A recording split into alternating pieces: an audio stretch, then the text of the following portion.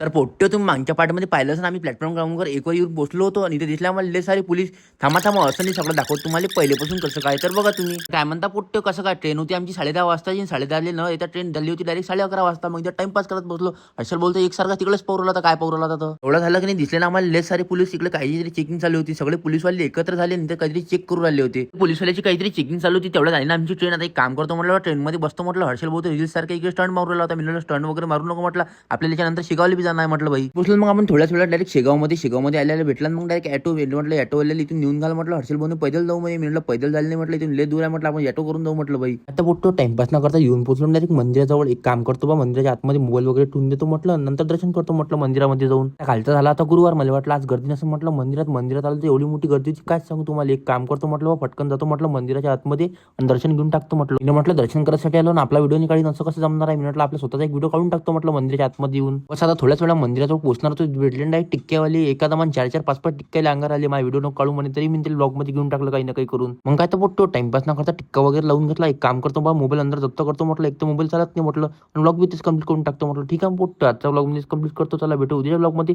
सध्या bye bye. शेवटी आपल्याला फॉलो करा.